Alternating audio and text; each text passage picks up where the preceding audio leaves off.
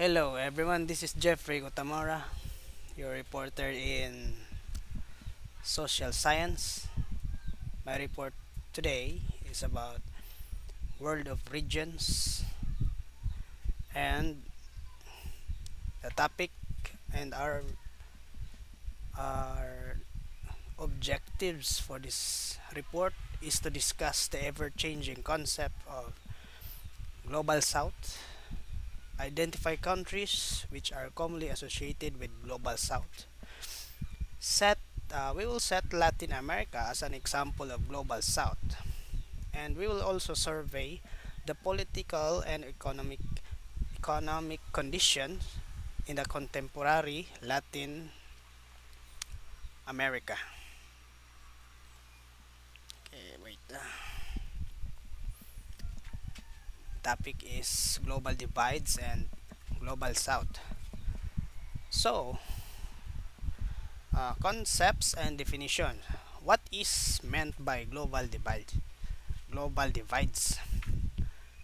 Okay, let's read this. Since globalization is an uneven process, it creates imbalance in the socio-economic and political categories of the world.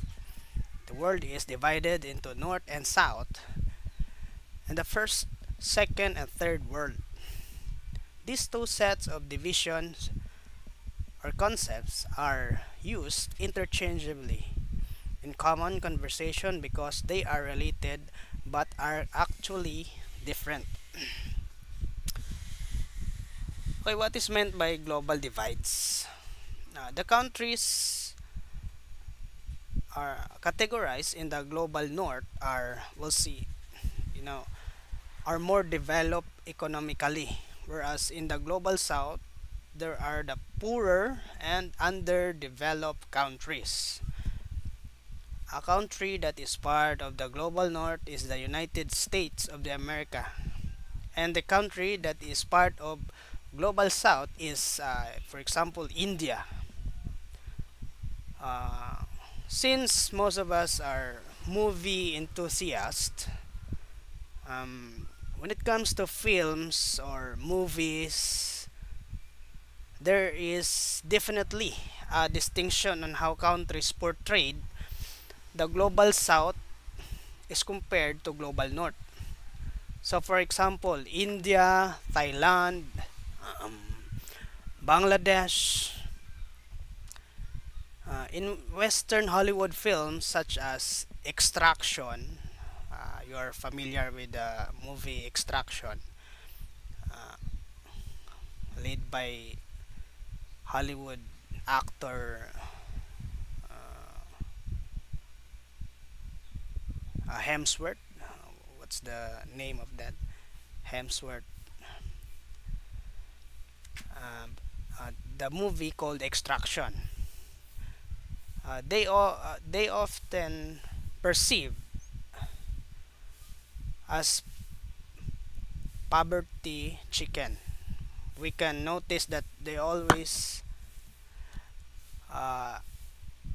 always color graded to be extremely warm, making it border yellow. Kanang mito murag pobre tan-awon bitaw kanang murag in poverty, in a country that suffering poverty. Whereas for a country in the global north like United States of America, example, you're familiar with Avengers. They're perceived as uh, they're perceived as a country that's well advanced in regards to technology and economy. We can see there that the movie itself, we can see that uh, higher buildings, progressive economy, high tech, high technology.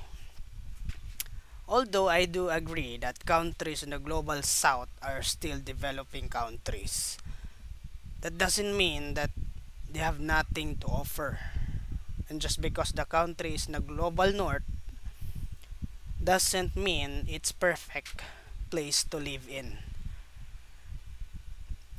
Okay, next slide is, as we can see here in the next slide, and the current slide is a global map that is categorized into two colors, and the legend is blue and red. The blue represents the global north, and red uh, is in the global south. Uh, for quick definition, global north is economically developed, and global south is, economically struggling or poor countries. But these are the definitions of the global north. Let's read.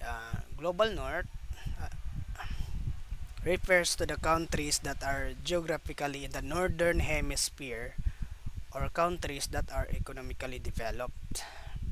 And global south refers to the countries that are geographically in the southern hemisphere, or the countries that are developing, economically struggling. But in some cases, there are countries, there are countries that they are in the global south in terms of geography or in terms of location, but considered as a global north because it's economically developed.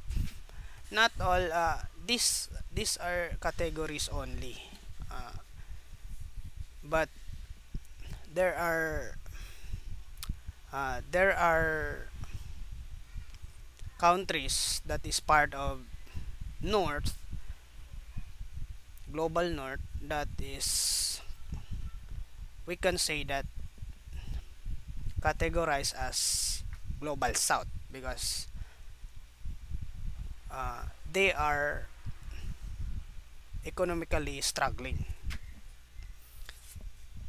Think of the countries that are south of the equator, but they are developed countries. They are rich countries. They have many resources, financial resources, cultural resources, technology, etc. Our neighboring countries here in Southeast Asia, like um, Australia, New Zealand, um, definitely in the global north because they are developing countries. In terms of geographic location, there are also countries that we can categorize as global south in terms of economy. Like for example, Europe, they are rich in resources, but in Eastern Europe, they are but in Eastern Europe, the poverty rate is high. There are countries here that we can consider as somehow economically struggling as well because of what's the reason, because of civil wars, conflicts. These are the countries we can see that their category would change over time because the dynamics of the contemporary world. Next slide is the rise of global south. Many countries in the world are referred as countries in the global south. Among the countries commonly associated with the term global south are the countries in Latin America. We will set Latin America as an example of global south, to through this dig deeper to the topic.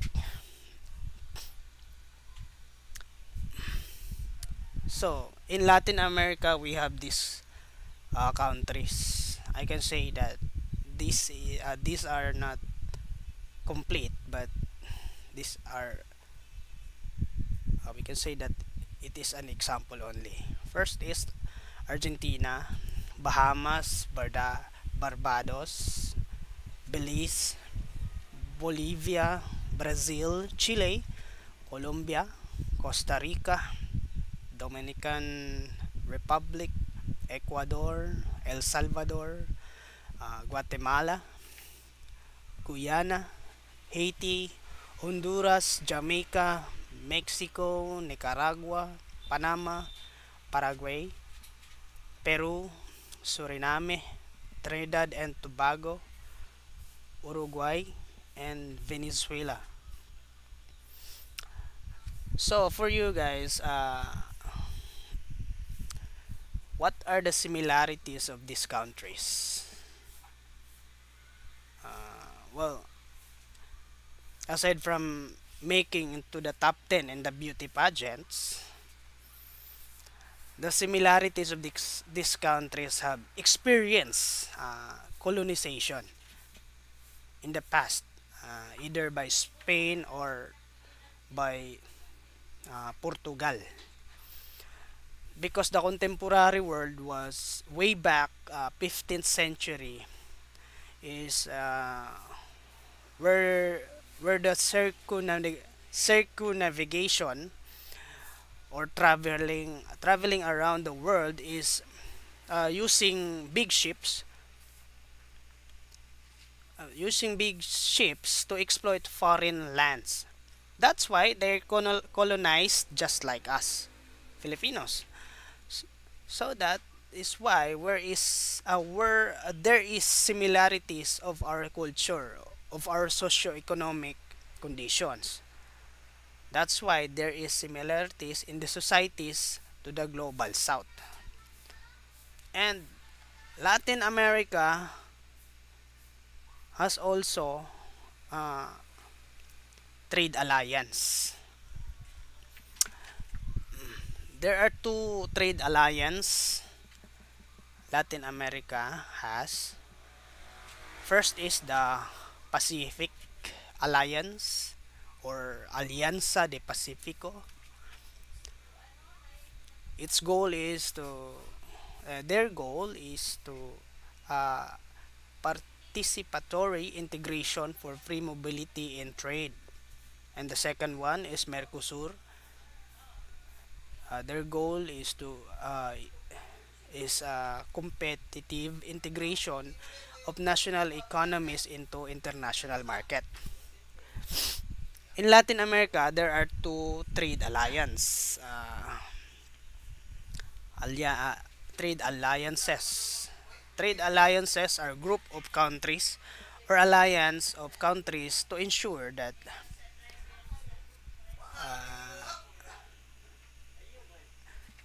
trade alliances, a group of countries that ensure that the countries or members has a good treatment and trade into open free markets. Uh, because without an alliance, the country alone is not that strong and will struggle more in an economic way. That's the use of uh, trade alliance. As you can see, the goals of each alliance is about global economy, uh, international trade, market integration, because it is the present happenings or situation in the contemporary world. The country needed to really focus on free trade alliances, opening up the markets, or more profits for the country, importations. And at the same time, the country were able to get money. That's the word exactly, money for its economy, and for the good result of this is the country is able to find social services, for example health, and hospitalization, education for countries citizen. At the same time, it will make the status of the country good in the global arena. Next is the characteristics of Latin America. Let's read this. Latin America can be grouped geographically as a group of countries in South America which share the same language and culture. Mostly or mostly in Latin America, they all have the same language and culture. These sociocultural characteristics are linked with their common colonizers. Spain, as I have said earlier, they have colonized by Spain and Portugal. Historically, people in this part of the world have colorful political scenes. Across time as well, countries in Latin America have been plagued by poverty and economic instability. When we say colorful political scenes, for example, political struggles, revolutions, corrupt officials, corruption is the big problem of the society. Okay, let's read again. Across time as well. Let's read again. Across time as well, countries in Latin America have been plagued by poverty and economic instability. It's like our own country, the Philippines. Across time, we've been struggled to develop the nation, to build the nation. It's the same experience in the Latin America. That's why they considered that as one of the global south. Here's the question. Why highlight Latin America as an example to describe the global south? Okay. In 2016, the Morgan Stanley economist articulated that Latin America plays a role in accelerating the global economy. Brazil and Argentina managed to stand up from economic turmoil. Turmoil um, like chaos or kaguluhan. Economists highlighted that politics and policy choices remain significant in determining economic growth in the area.